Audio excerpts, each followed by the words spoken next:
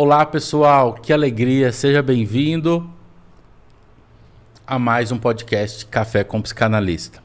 E vocês viram, é alegria estar vocês aqui mais uma vez em mais um episódio, e um episódio pensado para você, né? Daqui a pouco você vai ver quem está aqui comigo tomando café hoje, pessoa muito especial, umas histórias, acho que você não vai se arrepender de estar aqui. Se você ainda não é inscrito no meu canal, por favor, você já sabe, né? Me segue e clique no sininho, porque a YouTube vai entender, né, que esse nosso conteúdo vai te avisar quando a gente tiver episódios novos e vai entender que o nosso conteúdo é importante. Tá vendo que hoje, olha aqui, hoje eu estou uniformizado, viu? Estou aqui uniformizado com o Instituto Self, porque nós estamos num momento muito importante, né? Logo no início desse café eu quero falar. Estamos num momento muito importante do Instituto. Depois de alguns anos, nós estamos, de fato, sendo franqueadores. Então, nós nos tornamos franquia. Já temos as primeiras franquias aí do Brasil, já dando o início, né? Então, queria partilhar com vocês, por isso que hoje eu vim uniformizado, para falar que aqui foi um sonho, o meu desejo, e hoje tem muitos frutos. Então, queria compartilhar com você. Inclusive, vou deixar aqui embaixo, pedir para o pessoal deixar o Instagram Instituto Self Franquias, né? Você conhecer um pouco mais, você conhecer, além do Instituto Self da sede, do Instituto Self Franquias. Quem sabe faz sentido para você levar o Instituto Self aí para a sua cidade, hein? Pense nisso. Voltando aqui, uma convidada muito especial. Um tema que precisa ser colocado à mesa. Um tema que cada vez que eu a conheço um pouco mais, eu me encanto, porque eu falo, essa causa a gente tem que abraçar e pagar um preço por ela, porque sempre paga. Tá aqui com vocês, Beth Fernandes. Seja bem-vinda, Beth. Para mim é um prazer estar aqui com vocês. Muito bom. Que alegria. Conheci a Beth através de rede social, né? Pelo Instagram da ONG. Daqui a pouco ela vai falar da ONG. Aí eu conheci a ONG, falei, que ONG é essa? Como é que funciona? O que é isso? Fui ali e até que eu cheguei lá, mandei mensagem, encontrei a Beth. Então, seja bem-vinda. E quem é a Beth? A gente estava falando agora há pouco, essa pergunta é fácil, falar quem eu sou, mas seja bem-vinda, Beth. Muito obrigada. Primeiro é um prazer, quando eu falo prazer, buscando isso como forma da gente alimentar um pouco a questão da psicanálise, a relação do prazer. Sim, orgástico do mesmo gozo, de estar né? nesse lugar. É orgástico mesmo, né? De estar nesse lugar e a gente conseguir falar, mas não só da gente, conseguir falar de trabalho e comunhão desse trabalho. Exato. Porque é a comunhão no sentido que você oportunizar a gente fazer com que as pessoas entendam, né? Porque a gente veio de momentos, eu faço provocações políticas, que eu sou ativista político, a gente veio de um momento obscuro que a gente não era falado sobre determinados assuntos. Uhum. E quando você me dá esse presente, que eu falo desse prazer orgástico no sentido de trazer a psicanálise, trazer a psicologia e falar desses temas, para mim, é muito prazeroso, é extremamente gratificante, né? Para mim, no sentido. Bem, a Beth. Quem é a Beth? Quem é? A Beth é assim, muitas vezes as pessoas falam, você chama Beth? Não chamo Beth. Né? Beth, na minha época, eu vou falar as coisas, mas eu não vou falar a minha idade. Porque uma mulher que é capaz de falar a idade, ela é capaz de falar qualquer coisa. E a gente tem censura. Pronto. Então, tá bom. Não fala. Então, naquela época, eu não falava-se nome social. Hoje a gente discute, o nome social Beth, né? Mas era um apelido. E veio de uma questão do apelido, porque antes era B-E-T-O, aí pôs o T-H, né? Porque, que nem meu nome, tinha um O, eu coloquei o A no registro, né? Porque eu não queria dificultar as coisas. Hoje eu vejo muitas pessoas colocando, meu nome é isso, aí põe aquele nome russo no meio lá, e eu falo, de onde você tirou isso, meu amor? Hoje as pessoas têm uma dificuldade, e o cartório faz, mas na minha época era para facilitar também, porque, olha, eu dei meu nome mais de 20 anos. 20 anos? E aí o que acontece? O Beth aparece no começo dos anos 90. né? Porque era um momento assim, final dos anos 80, começo dos anos 90, o momento foi o boom, que muitas vezes eu brinco agora com a pandemia, que eu faço essa comparação analógica, que foi a comparação no sentido de que a gente viveu aquele boom da AIDS. Final da década de 80, Isso, né? final dos anos 80, começo dos anos 90. A Beth Meados aparece do ali. 80. É a Beth aparece. Tanto que muita gente me vê na rua e canta Beth balança. Aí eu falei, não, gente, tadinho do Cazuza. Viva Cazuza. Sim, mas tadinho. Ele não pensou nisso. Não sabia que ia estar esse monumento todo nesse sentido da gente fazer essa provocação. Mas aparece com essa discussão. Porque muitas vezes quando as pessoas falam, nossa, eu estive num bar agora na pandemia, me serviram copos descartáveis, né? Jogaram álcool na cadeira, quando eu passei isso fazer com a gente na peste gay. Não se via gente com copo de vidro, não se via gente, era álcool o tempo todo, sabe? E aquilo trouxe pra gente a história da peste gay na época, né? E eu perdi amigos fenomenais, que eu amava loucamente, que eu falo, gente... Por causa da AIDS. Foi, porque eram pessoas de uma cultura, de um brilhantismo, de escrever, da arte. O pessoal da arte era um espetáculo, eu fazia questão de... Porque, na verdade, muitas vezes eu brinco que hoje eu tenho o pé de novo na arte, a música, fazer... né, sigo as drags, brinco com elas, aquela coisa toda, mas é porque acabou eu com o luto jogando para outro lugar do profissionalismo, ser psicóloga, professora universitária, sabe, trabalhar como escritora, trabalhar a política, porque aí eu fui para a política no sentido não de ser política, ser candidato. Você fala, quer ser candidato a vereador? Nunca, me poupe. Sabe, eu quero fazer política no sentido de pensar a política social. Exato. Politizado, né? Isso, aquela coisa. E a AIDS trouxe isso na época, o nome veio junto. Então, né? Porque eu era de uma época, só para assim, as pessoas entenderem, perdão, assim, eu ia dormir, minha mãe falava, eu chegava tarde, né, vendia bolo na faculdade, aquela coisa toda, aquele monte de livro, aquela correria toda. Minha mãe, fulano entrou pro hospital, porque ligaram aqui para você. Né? Eu acordava e meu pai falava, ciclano morreu. Então era complicado lidar com aquele luto e de uma culpa enorme que as pessoas falavam, é vocês, é a peste, é vocês, não sei o quê. A Beth toma esse poder no sentido que a gente começa a lutar, tanto nos ministérios, com a questão da luta contra a AIDS, fazer um trabalho ali em discussão a isso. Mas ela toma outro caminho, porque a Beth é trans. E o povo não entendia isso. Então, antes de você continuar, eu preciso te interromper para entender. Olha que interessante. Você falou, a Beth surge no final de 1980, né? Ali. E você já falou aí, você é trans, o pessoal não entendia. Não. Olhando a nível de identidade, né? Porque uma das grandes questões que a gente precisa falar é a busca pela identidade. Isso. A identidade pessoal, a identidade subjetiva. E como tem pessoas que sofrem por não ser capaz de trilhar esse caminho de busca da identidade. E o empoderamento, né? Isso. Antes, fazer com que então, isso antes, aconteça, né? Antes da Beth surgir, quem era? Da trans que você está falando? De você. Quem existia antes da Beth? Não, em você. Não, em mim existia... dentro do contexto, as pessoas... era Beth, porque imagina, olha, uma figura dessa, com o cabelo no meio das costas, a calça rasgada na bunda, jeans, vendendo bolo na psicologia, final dos anos 80, isso foi bafo. Verdade. Isso foi... posso usar esses termos? Pode. Né? Isso foi... Qualquer coisa, depois Show Music censura aí, nova edição. E vai isso foi bafo, porque o povo olhava de rabo de olho... Sabe? Tinha profissionais que falavam, você vai atender criança, então você prende o cabelo. Eu falei, tá boa. Né? Então, assim, tinha essas questões que eu falava.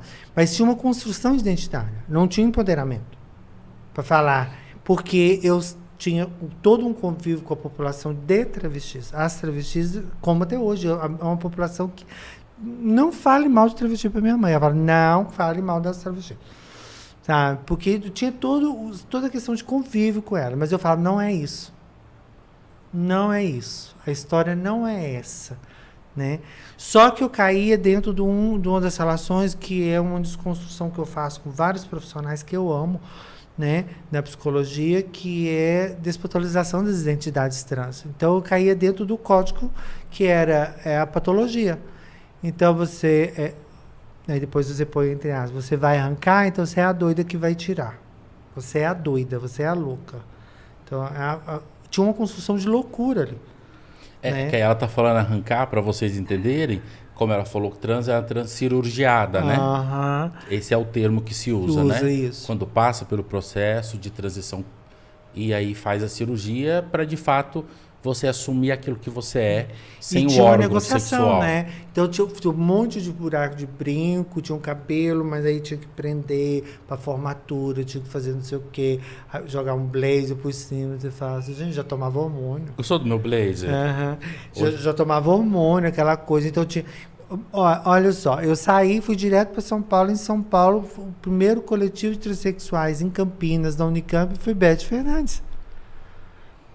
Então eu já saí. Aí você saiu daqui para se manifestar politicamente em São Paulo. Sabe? Aí porque sua família era daqui? Não, porque eu queria estudar fora. Como até hoje, eu quero fazer meu doutorado fora, quero fazer minhas coisas fora. Então, aí já tinha um envolvimento no sentido de empoderamento. Hoje, quando eu vejo mães e pais que eu atendo, falam, eu não entendo esse LGBTQIPNA+, que você fala, que o povo fala, porque falta empoderamento, né? Quando eu estava provocando que Glória Pérez... Da mesma forma, a gente fez o Disque Salve no final da novela Salve Jorge. Ela fez a provocação o assexuado, né? Agora um personagem na novela. No atual agora, né? Na novela, aquela coisa. Então, ela faz essas provocações. E isso para falar, você é desse lugar, você é desse caminho. Então, você assuma esse lugar, esse caminho. E fala quem você é. Isso. Então, isso tem um processo. E falando de identidade... dessa busca pela identidade, né? Porque você está falando nesse momento já indo para um ativismo político dentro da faculdade de psicologia, depois indo para São Paulo. Na sua adolescência, ali infância, adolescência, para você, como foi esse processo de se olhar no espelho? Ou sempre foi tranquilo? Não, tinha tranquilidade nenhuma. Como que foi esse processo aí de infância, adolescência? Tinha dores que causou luto. Assim, eu pago uma consequência de uma tentativa, né? Suicídio, com 14 para 15 anos, né, de saúde, né, porque houve um problema. Foi ali que minha família acordou e falou, tem algo errado nessa situação. E como é comum, né, Beth, isso tem hoje... algo errado. Então, assim, não é, foi tranquilo? Não tem nada assim, não é tranquilo. Porque não foi romântico, né? Não. Você sabe, o entendimento de... aquele romance de olhar no espelho, ai, que lindo. Não. Não. Porque tinha toda aquela confusão, né? Anda direito, né? Por exemplo, eu estou escrevendo o prefácio do livro, que são trans que escrevem, trans psicólogas que escrevem falando sobre vamos transicionar a psicologia. Que legal. Então, a minha transição.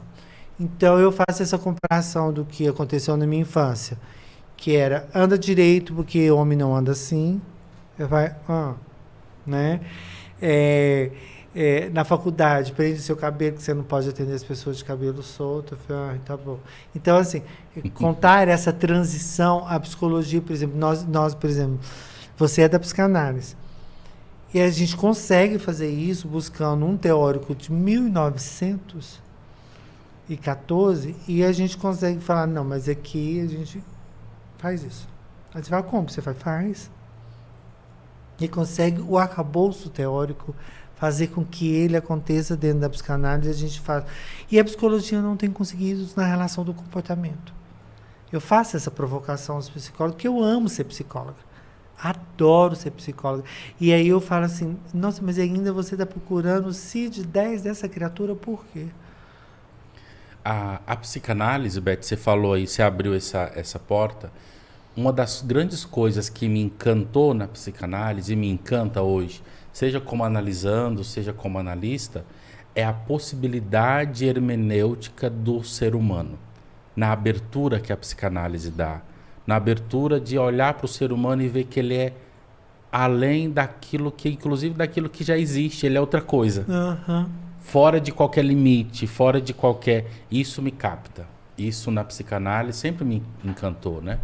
E eu queria repetir sobre isso, né? Por exemplo, a sua infância, adolescência, que não foi nada romântico. Não, foi romântico. Né? Daqui a pouco eu quero que você fale, a gente vai falar dessa sua missão hoje que você faz, luta com unhas e dentes, a gente pode falar isso, mas é importante olhar para essas pessoas que precisam de ajuda hoje, jovens, crianças, adolescentes. Isso, olha só.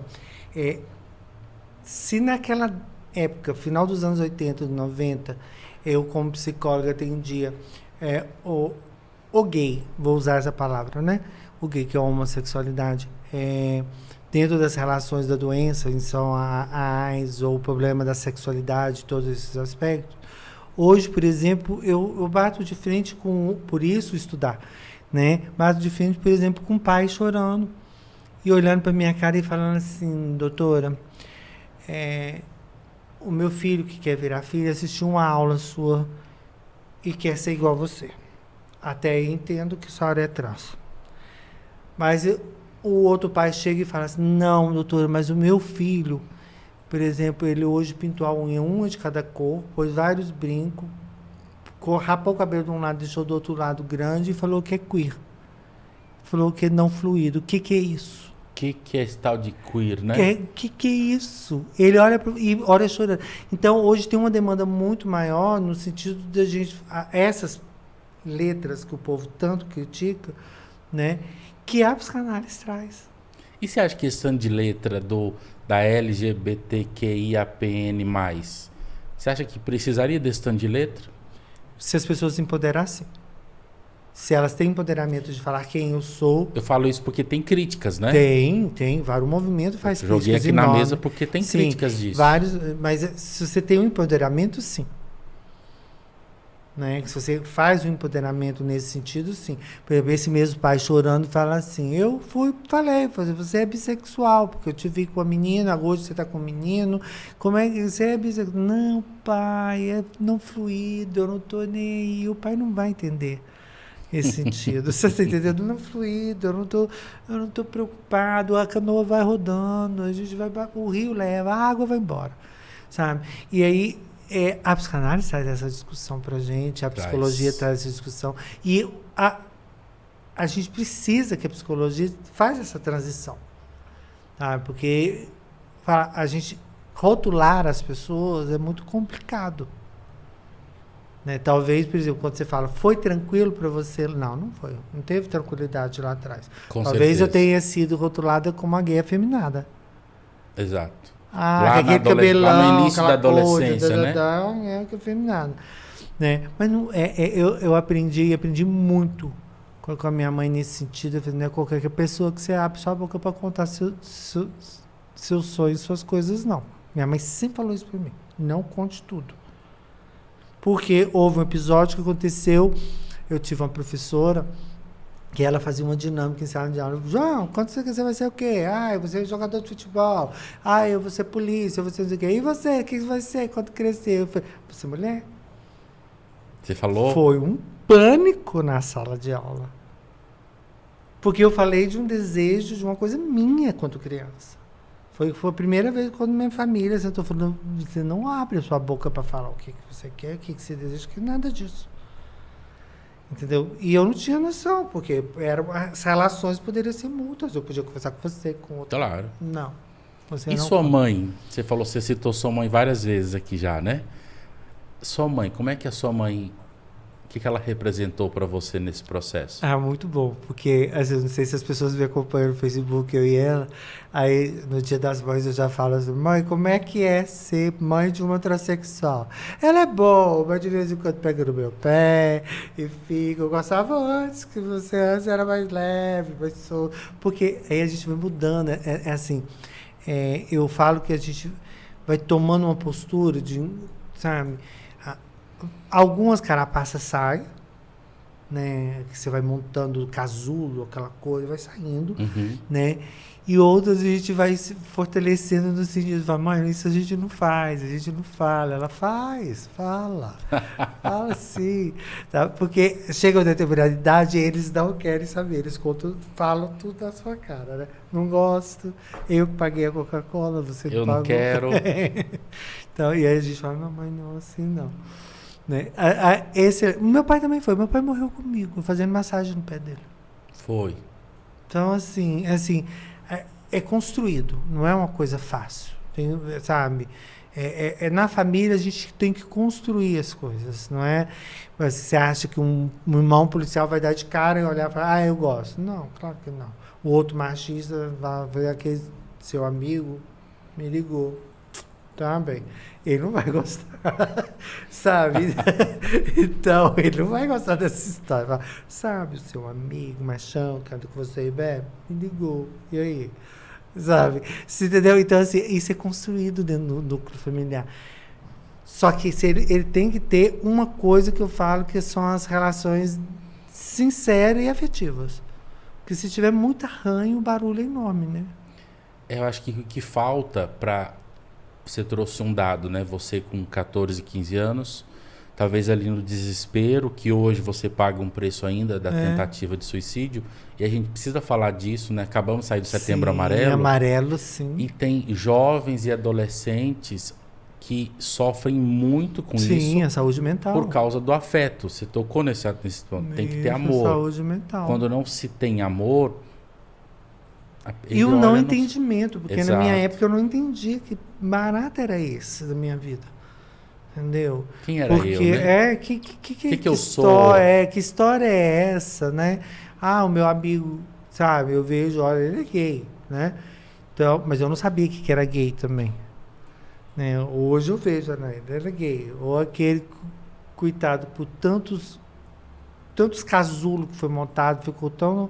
que foi levado a casar, né? E eu falo, mas você não gosta, mas tudo bem, vai. Por convenção social, tá ali, né? Então, é porque eu venho dessa época, né? Que era mais rígido as coisas. Não? Hoje não tinha isso na televisão. Gente, quando Ney Matogrosso, maravilhoso, aparece dançando, sabe? Secos e molhados.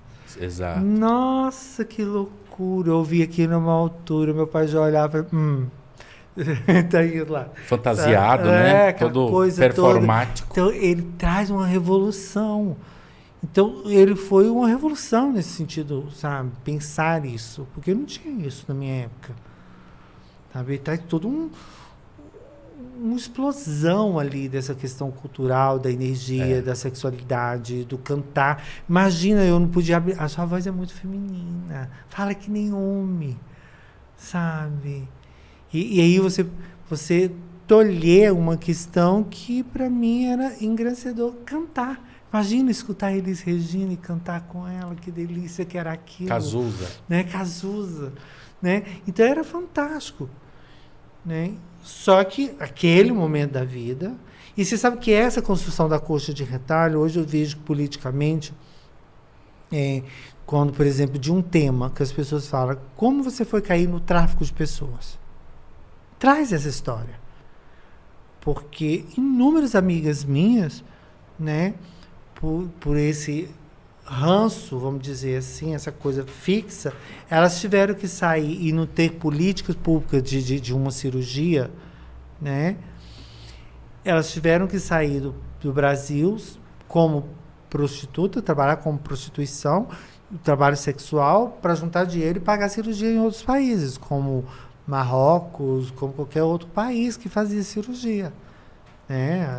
A própria ícone da nossa Roberta Close, belíssima, daquele jeito, traz o ícone. A nossa mulher mais bonita é um homem, e ela vai para a Suíça, casa e faz a cirurgia dela. Né? Então, assim, discutir o tráfico de pessoas, como hoje eu discuto, você foi discutir isso por quê? Porque você achava bonito o tema?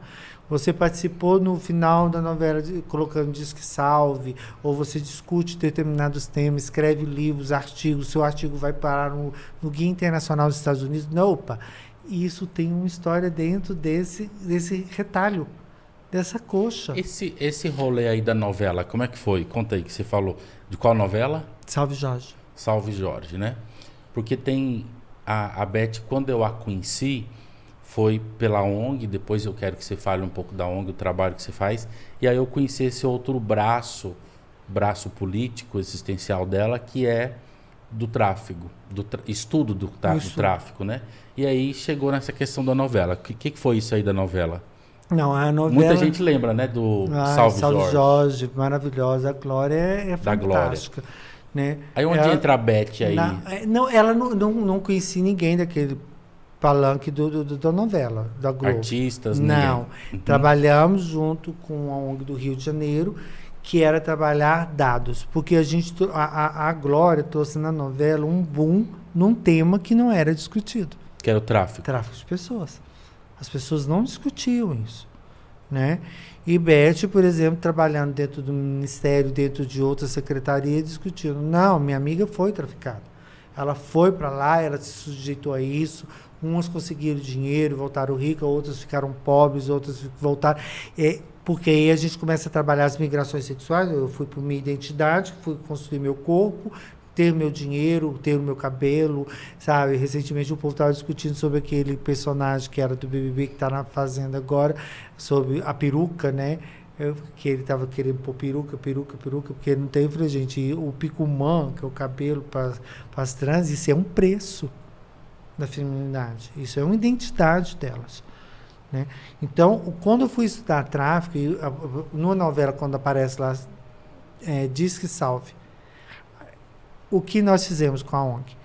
Era ter dados de um instrumento, de um telefone, onde você pudesse fazer denúncia. Esse canal a gente teria dados de quantidade de denúncia no Brasil, fortalecendo as redes. Porque até então a gente não tinha os núcleos de tráfico de pessoas montados, não tínhamos o fortalecimento da rede na discussão desse tema, de hipótese alguma, e não tinha nem recurso para isso nos governos federal, quanto mais um governo de esfera municipal. Sim.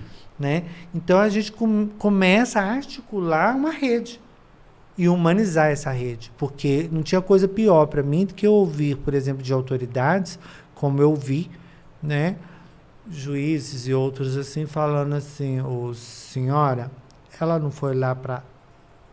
Deixa ela dar.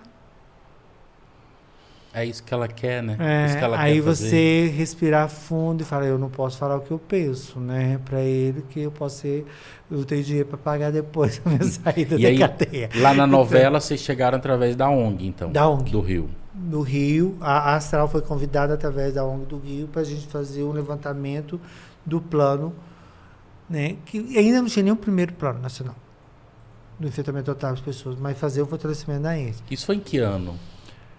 A novela, 2008 para 2010. É muito recente, né? Agora. De não ter tantos dados sobre o tráfico, não ter muito nada. recente. Como a gente não tem, por exemplo, eu acho que você assistiu, porque você falou para mim do filme que está passando. Precisam assistir, gente. Né? E as pessoas não discutem, por exemplo, o uso. Nós não temos propriedade sobre o corpo. E aí eu vou falar como mulher, feminista. Esse corpo não te pertence. Né?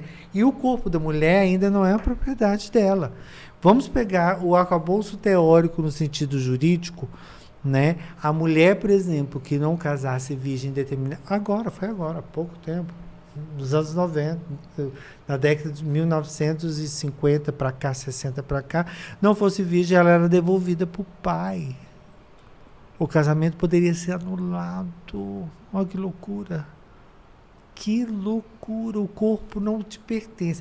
Por exemplo, se a gente for pegar a história nesse sentido, a nossa colonização, nossos corpos negros que vieram nos ditos navios, né, para cá.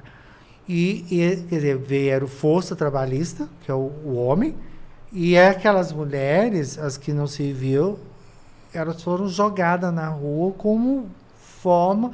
olha, o homem, o rapazinho branco pode pegar a menina da senzala para prender, sobre sexo até ele casar, sabe? Então tem uma construção sobre isso, o corpo da mulher não pertence a ela, né? E isso vem há anos. Por exemplo, quando eu escrevo sobre prostituição, né, vai sair um artigo meu agora, eu estou escrevendo sobre prostituição num olhar da psicologia e da psicanálise.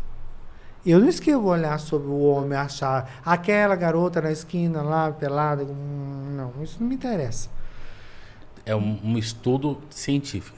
Não me interessa você pensar o que é aquele objeto como objeto mesmo, o corpo como objeto que não pertence.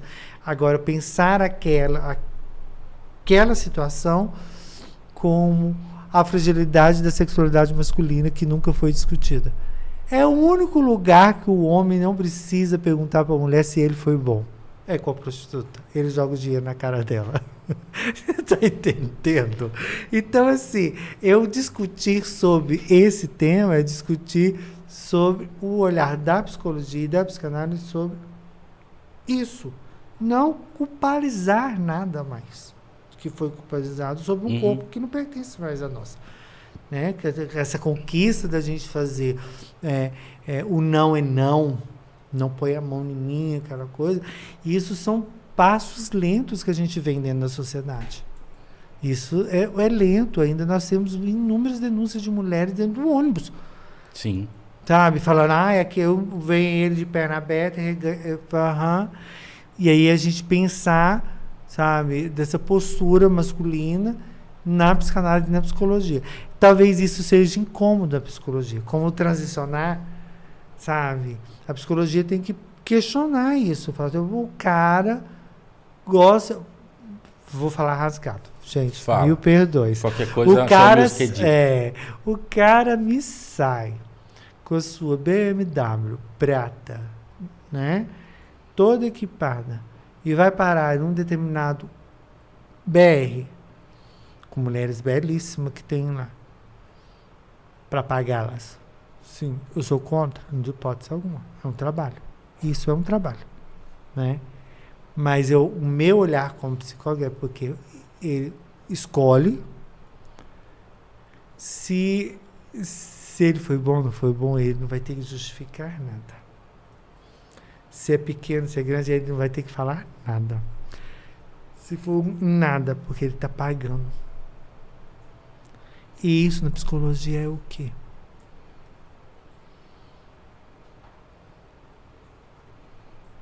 É isso que a gente tem que pensar. Na psicanálise, então, é uma provocação muito maior. Sim. Muito maior sobre isso. E a sua experiência do tráfico, eu lembro de ler, acho que foi de um artigo que você falou, quando você foi para, não sei se era Roraima. Pacaraima, Roraima. Em Roraima, ali, e ali você fez fronteira do Brasil, né? Uhum. Como que é essa realidade lá? O que você viu lá? Ainda temos uma realidade acontecendo. Populações vulneráveis, né? Então eu estou atravessando a fronteira, e isso em qualquer fronteira. Sim, com certeza. E isso eu não estou discutindo fronteira com guerra. Nós temos hoje uma discussão de fronteiras com guerra que estão acontecendo, que é pior ainda, porque é aquilo do filme que você falou que as pessoas deveriam assistir, as crianças. O filme Som da Liberdade é sobre tráfico de criança para exploração sexual. Isso, as crianças, então, na guerra é muito maior. Sabe? Porque se esse corpo não pertence na fronteira, então, olha só, pra caramba, as meninas, quando vão passar trans para cá, elas passam Beth Fernandes, Batom Vermelho? Não. Descaracteriza. É a descaracterização. Essa caracterização vem da vulnerabilidade das pessoas. Pense comigo uma trans em situação de rua, sem tomar banho, tudo. Ela está totalmente descaracterizada. Uhum. Uma trans em situação de cárcere no sistema prisional, ela está descaracterizada. Você chega no sistema prisional e você fala, não, aqui tem 20 trans. Aí não tem, só tem 2. Aí é porque ele contabiliza as que estão com silicone. Não, ali tudo é trans, porque descaracterizou. Certo? E aí, essa fronteira com as trans, elas há uma descaracterização. Elas não entram, por exemplo, que eu brinquei, cabelão, De boné, tudo, roupa masculina, etc. As mulheres também, nessa relação também. Porque há uma descaracterização no sentido de não ter nenhum tipo de volúpia. Aí você fala, como assim volúpia? Ela não vai colocar um vestido justo, seios aparecendo, corpo. Não. E aí, atravessa. Quando você está em outra nação, outra língua, você se submete a algumas condições. Sim, claro. Né? E aí a mulher é muito pior.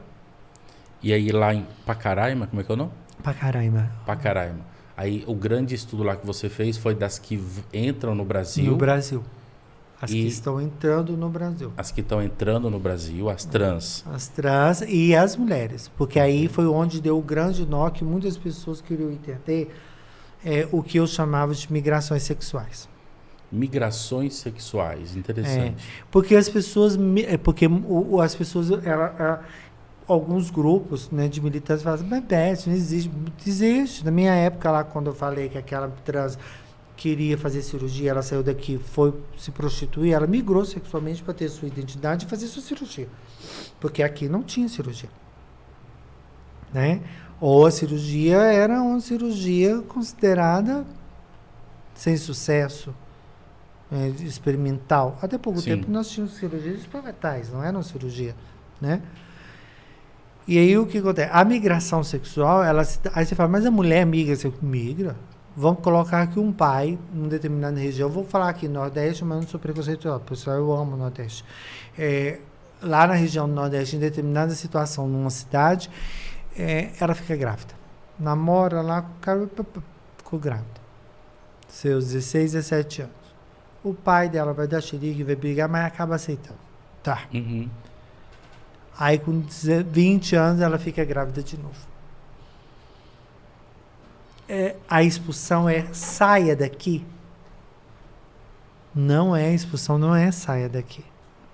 Eu aguentei, tolerei você com o filho do primeiro aqui, agora o filho do segundo. Então, essa é uma expulsão subjetiva, como acontece, por exemplo, com a população LGBT. Rarissimamente eu escuto uma falando, meu pai levantou e falou, saia da minha casa. Não quero um tipo de filho que nem você. Mas acontece também, né? Acontece, mas isso. é uma porcentagem muito menor do que aquela, por exemplo, que eu vejo, por exemplo, o filho entrando numa briga que a mãe está apoiando e falando, eu estou quebrando a cara da sua mãe porque me deu um filho como você. Exato. O seu útero. Ai, totem tabu, Freud. A questão do útero, a culpa é do útero dela. A culpa é da mulher. Mulher que deu o filho estragado. E aí a gente tem que abraçar a psicologia, porque isso está em falas corriqueiras das violências. Você fala, ele não expulsou assim, mas expulsou tipo assim, a sua sexualidade como filha, sabe? Me incomodou que você já está com o segundo filho, de pai, mãe solo. Uhum. Quantas mães solo que a gente tem que estar com seus filhos penduradas no pescoço, trabalhando feito doida? Né? Recentemente eu tive um embate político sobre a questão, por exemplo, o direito do nome na certidão de nascimento. Você já imaginou uma mulher que tem o filho, o João, o filho de Maria? Quem é o pai? Desconhecido. Não, ele é conhecido, dona. Quem é o bofe? Vamos resolver isso com ele. Então, traçar o caminho de que ele tem a culpabilidade masculina não existe. E a mulher carrega 10 vezes mais isso. Sabia que no meu caso... Isso migra. A minha mãe foi mãe solo. E aí, na época, eu não sei como é que tá agora, você pode até me falar. Na época, no meu registro só tem o nome da minha mãe. Acho que hoje não pode mais, né? Hoje a gente juridicamente. Hoje não coloca aquele desconhecido desse tamanho. Ah, tá. No meu não tem nada. Isso, não põe nada. Tem um vazio. Pronto, o seu. E o vazio é simbólico aqui, né? Isso, seu. Pronto, acabou. Agora, não, vem escrito na certidão de nascimento, desconhecido. Isso era um peso moral, social, cultural para uma mulher. Sabe? E esse filho ela trazia... é conhecida, né? Não, e aí você atender essa criança, né? Porque essa criança vai crescendo, aí a culpabilizando, não, é porque eu não tenho pai. Aí tu fala, não, você tem, né? O cara é outro babado que a gente tem que falar com ele. Não, tá aqui, ó, é desconhecido. Exato. É trazê-la como a que passou na mão de todo mundo? Não. A que não sabe nem quem é o pai? Não. Ela sabe quem é o pai. Aí ele não se entendeu coisas sobre o corpo não pertence e isso vai caindo numa criaturinha que é chamada criança, infância, adolescência depois. Isso pesa muito, muito, muito. E você falou, e a Beth falou da ONG, ela já falou aqui da ONG, né, Astral. Mas fala um pouquinho pra gente, o que é essa ONG, desde quando, como que ela tá hoje, Astral, o pessoal conhecer, porque é fantástico. A Astral, a gente vai contando, eu vou contando coisas, aí eu vou lembrando. É o entusiasmo, gente. Desculpa, mas a Astral ela foi fundada no ano 2000, não estava aqui. Eu morava 2000? 2000. Bastante tempo. Tem. 23 anos. A Astral tem 23 anos. É a ONG mais velha e ainda sólida, aberta, funcionando que temos no estado de Goiás. Que maravilha. É a única. E a Astral foi fundada por Fabiano, na época, um grupo que era um projeto Somos, que existia no Rio de Janeiro, e eles montaram a Astral, que é uma cópia do nome Astral do Rio de Janeiro, tem Astral. Que é a mesma ONG que você se uniu para fazer a questão da novela, ou não? Não, a do Rio foi outra, do projeto Somos. Aí a Astral, tinha a Astral do Rio, que é a primeira ONG também de travestis no Rio de Janeiro. Os meninos foram para o encontro no Rio, Fabiano, uma série de gente que montou a Astral, né? E eu não morava em Goiânia, eu morava em São Paulo. Lembro que em 1990 e algumas estava lá na Unicamp. 93 fui para lá montar o Coletivo Nacional de Transsexuais. A primeira cirurgia trans que aconteceu no Brasil foi no hospital da Unicamp. E eu já estava lá discutindo politicamente sobre a cirurgia e falar sobre a cirurgia. A sua foi lá? Não. Aí o que acontece? Quando a Astral foi montada, eu não estava aqui. Eu cheguei em 2002, 2003, porque em 2004 ia ter uma eleição, né? E aí eu conheci Fabiano, os meninos tudo. Era Fabrício, não é o Fabrício Rosa não, era um outro Fabrício, que hoje eu acho que não tá. Muitas pessoas não estão mais com a gente, que ainda pegaram aquela barbárie da história, né, do vírus. E em 2004 ia ser a eleição. Eu conheci em 2003 e fui aí eu em Campinas, em São Paulo, quando eu morava, eu trabalhei numa ONG, né, que é o Grupo Identidade, que a gente trabalhava integrando preservativo. Que era para trans também, ONG trans. Não, gay, só que eu trabalhava indo para os becos das travestis entregando preservativo com as travestis. Que coisa. E aqui tinha esse projeto, e quem fazia, que se montava, qualquer coisa assim, era o Fabiano, né? E eu comecei a questionar ele. Eu falei assim, mas não, é uma ONG de associação de travesti que não tem travesti? Não tem, mas elas não vão, que não sei o que, aquela coisa. Isso em 2003. Aí ele me convidou como educadora, né?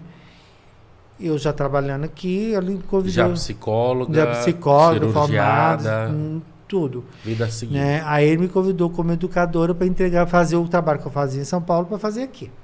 Entregar preservativo na rua, aquela coisa, eu estava conversando com as travestis e buscando as travestis para... Quando foi 2004, é o que eles brincam até hoje. Você pegou e falou, olha, primeiro a ONG de travesti transexuais de vocês, não tem travesti transexuais na direção. Aqui no estatuto eu tô vendo só tem gay. Então nós vamos ter que mudar isso. Aí nós mudamos o estatuto da ONG. Ficou ONG de travesti transexuais e transgêneros do estado de Goiás. E antes era chamado dos travestis. Né? Eu não, muda esse artigo. Dos é masculino. Né? E aí a gente tem que mudar tudo no estatuto e eu entro como presidente naquela época. Eu entrei e saí várias vezes, agora eu voltei para a presidência, porque quando não tem recurso, as pessoas saem.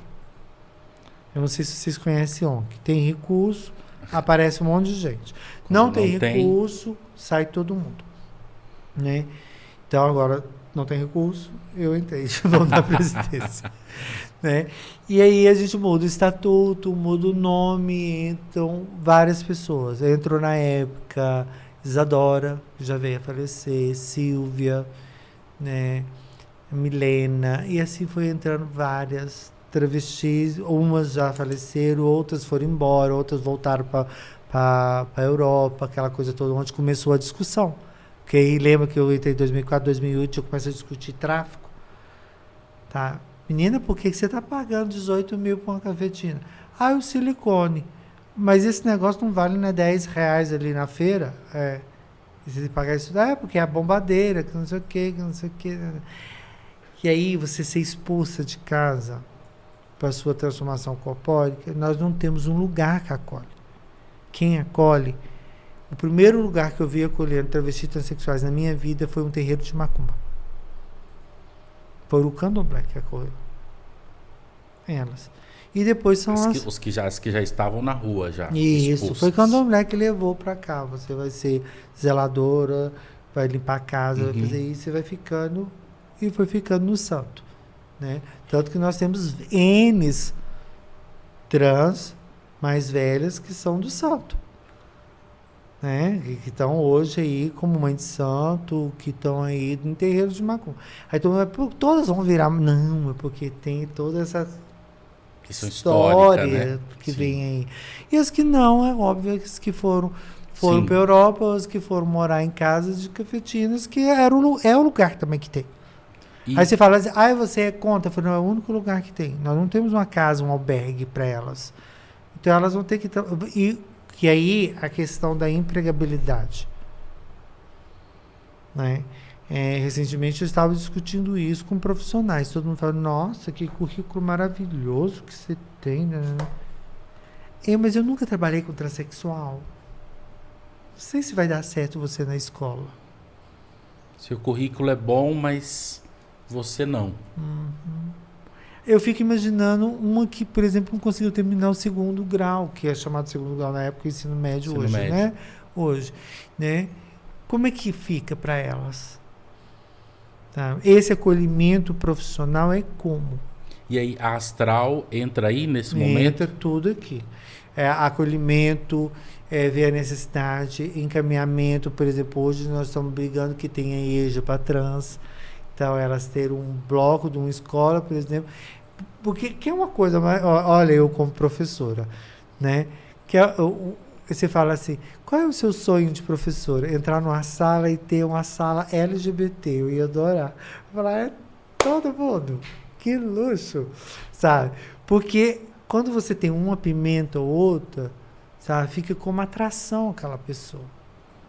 Sabe? Como quando a gente alguma coisa circense, né? Ali. Isso, quando a gente na psicologia está falando, vamos transicionar essa história da psicologia, tirar desse CID, esse comportamento das doenças, né?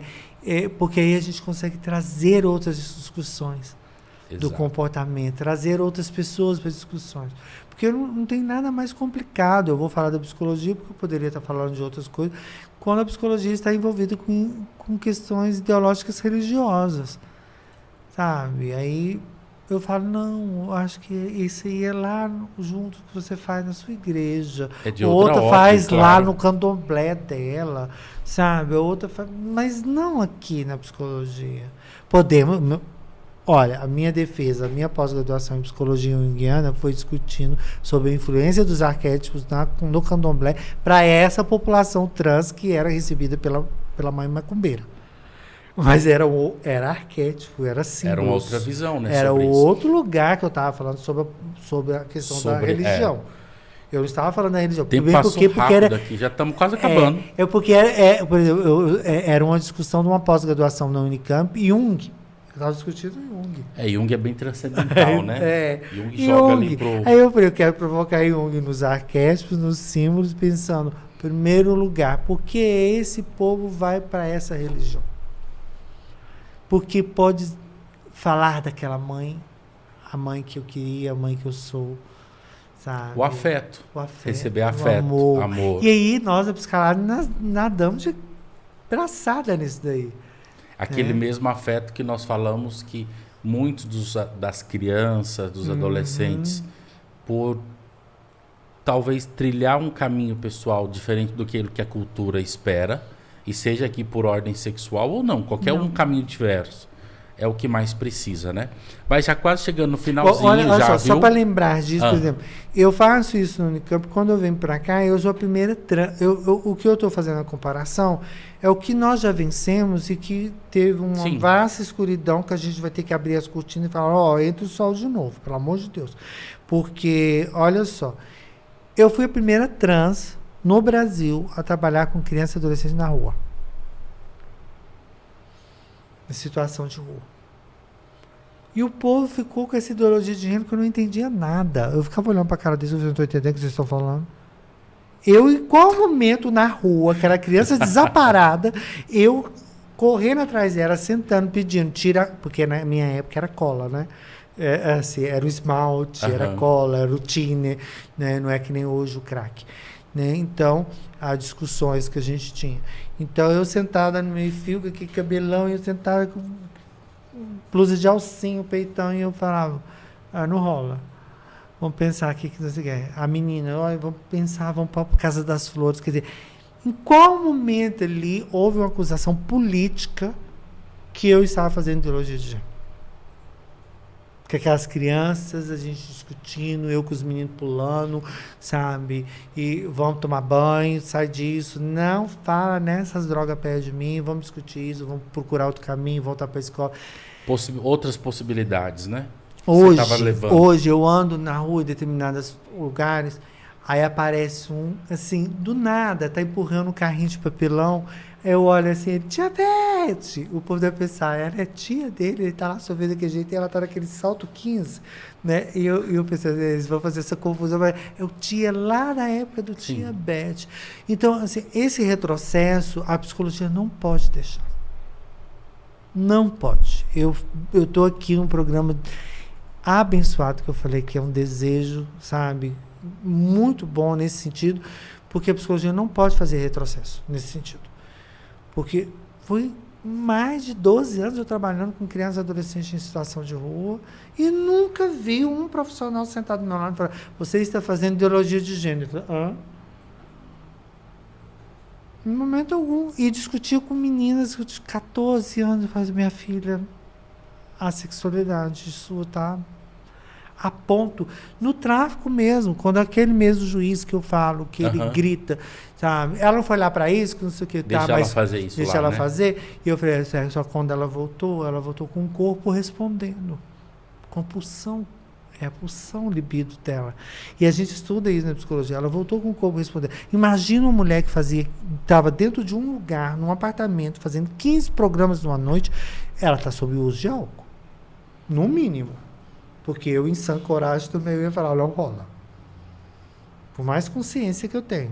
Então, ela volta sob o uso contínuo de álcool, sim, sob o tabagismo e um corpo respondendo. Porque esse corpo, uma hora ou outra, ele respondeu. Claro.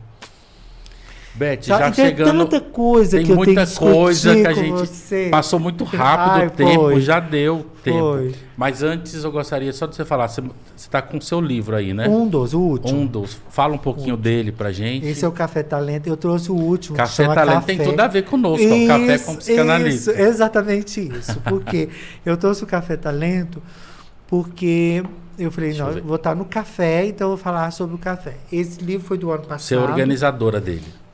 Isso. Tem 3 artigos meus e outros artigos de pessoas convidadas de temas. Tanto da questão da AIDS, como tem eu e Bárbara aí discutindo sobre o primeiro coletivo de transexuais de Campinas, que na Unicamp, quando a gente montou, né? E outros temas que a gente discutiu. Então, a ideia era falar, só Beth Talento, não. Tem várias pessoas que trazem que legal. Uma coisa fantástica pra gente.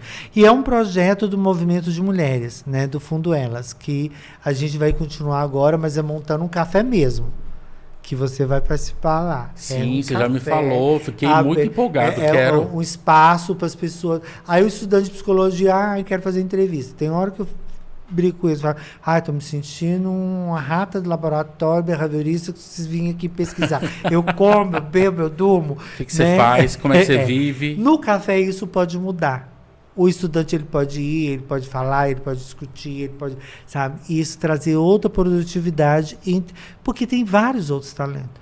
Sabe, você discutir com um professor de física e ele falar com você umas coisas, eu não tinha pensado sobre isso. Claro. Aí você fica olhando e fala, cara, fala, você tem que fazer isso pra gente. Sabe? E aí tem pessoas que trazem, e eu tive o prazer, o ano passado também, de conviver com pessoas da arte de novo. Né? As pessoas da arte de novo. Então, pintando, assim, pessoas que pintam, que fazem quadro, que fazem arte de novo, porque na pandemia foi a arte que nos salvou. Foi a música, escutaram a música, sabe? As lives, né? Nossa, foi as lives. 30 mil lives que a gente viu. Foi a arte, foi ler um bom livro. Eu acho que faltou muita produção da TV para fazer a gente, sabe? Acho que foi o que conseguiram também, né? Fazer coisas pra gente. Beth, tem 3 perguntas que eu sempre faço para os meus convidados aqui no finalzinho. Depois eu quero que você já passe o seu Instagram, inclusive para quem quiser adquirir o livro. Mas antes, tem 3 perguntas, Beth, que eu vou fazer para você. Nós estamos falando de café, o seu livro Café Talento. Alguém que não está mais entre nós aqui e que você gostaria que, se tivesse a possibilidade de tomar mais um café, talvez alguém que você já tomou café, ou talvez você nunca tomou café com essa pessoa, mas queria tomar. Alguém que não está mais aqui entre nós. Olha, tem várias. Não vou mentir, tem várias. Né? Essa pessoa não toma café. Eu ia ter que tomar cerveja. Eu ia tomar cerveja com ela, meu pai. Eu ia ter que tomar uma cerveja, porque... Ele não tomava café? Não.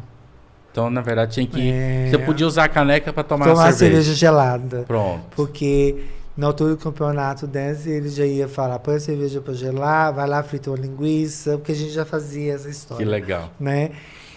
Para discutir coisas que a gente começou a discutir e não terminou. Né?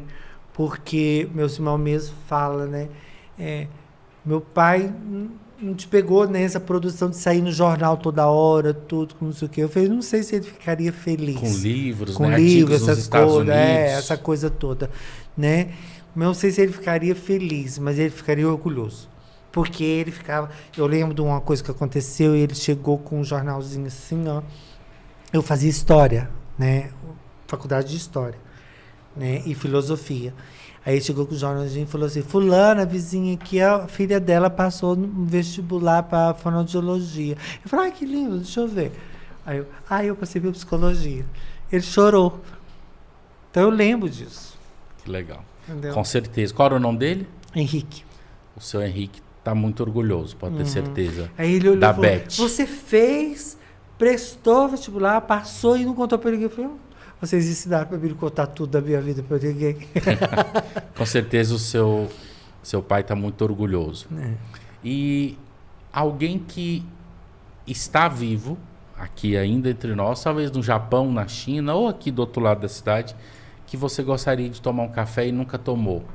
Que eu nunca tomei. Porque minha mãe toma café todo dia. Alguém que você nunca tomou. Minha mãe toma café alguém que está lá no Japão, na China, não sei se tem alguém que você gostaria de tomar um café. Tem várias pessoas também. Eu tenho grupos especiais que eu tive o prazer de conviver na Unicamp, né? Quando eu estudei, eu morei muito tempo em São Paulo, né? E passei problemas. Hoje eu assim gostaria de tomar um café para ver como que estão, porque eles foram embora para a Alemanha e eu fiquei em São Paulo, que é o Flora e a Simone. Flora, né? E Simone. Nós moramos juntos em São Paulo, em Campinas. Ele estudava na USP e eu e a Simone na Unicamp. E hoje eles moram? Eles foram para a Alemanha, ficaram muito tempo na Alemanha e hoje eles voltaram para São Paulo. Pronto, então vamos organizar. Organiza esse café. Flora aí, vamos tomar café. Você tem que ir para São Paulo tomar café com eles, está perto. Eles, E para encerrar, com quem que você não tomaria café de jeito nenhum? Essa pessoa pode te chamar, te pagar um café daquele que você fala não. Não tomo de hipótese alguma. E tenho medo da minha cara, se um dia me convidar, sabe, de eu fazer meu meme da Tem Gretchen. até medo, acabei de falar. De quem? O meme da Gretchen olhando e falando assim, se manca, Bolsonaro, vai procurar sua turma. Pronto. Procurar sua turma. Você sabia que já tivemos aqui no café pessoas que não tomavam café com Bolsonaro, outros não tomavam com Lula. É sobre isso. Eu não tomaria de hipótese alguma. Eu falei dele porque eu estava no aeroporto há pouco tempo e ele passou assim e ainda tinha um monte de imbecil correndo atrás dele, que eu não entendi nada daquilo. Juro por Deus que eu fiquei olhando aquela cena e falei, o que esses idiotas estão correndo atrás dele no aeroporto? Sabe? E eu vou, aí um vou me cutucar, você não vai não? Eu falei, só se for para dar um tamancada na cabeça dele. No governo dele, você também estava trabalhando em alguns lugares, política lá em Brasília, ou não? Não, eu saí no governo do Temer. Ah, tá, no Temer. No Temer. Em Brasília eu fiquei no governo Lula, Dilma e Temer. Quando ele entrou, eu saí.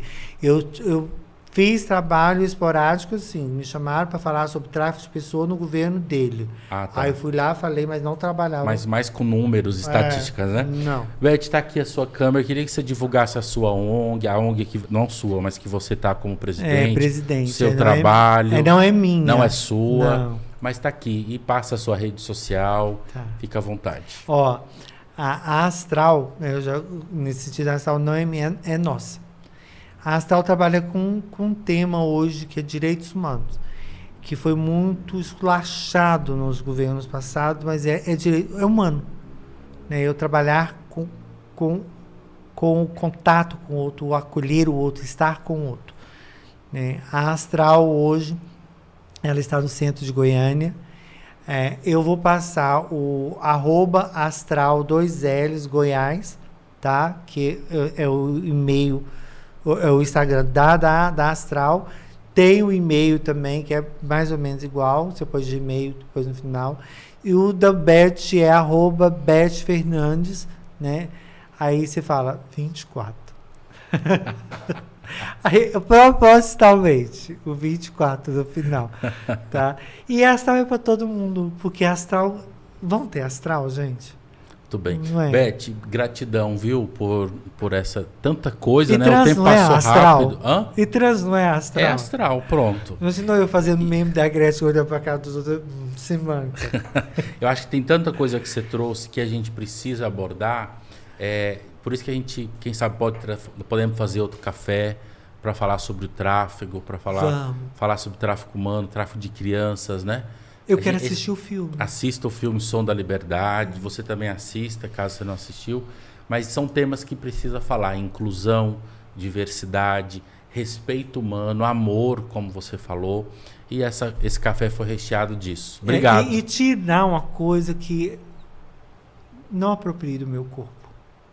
Ele é meu. Pronto. Obrigado.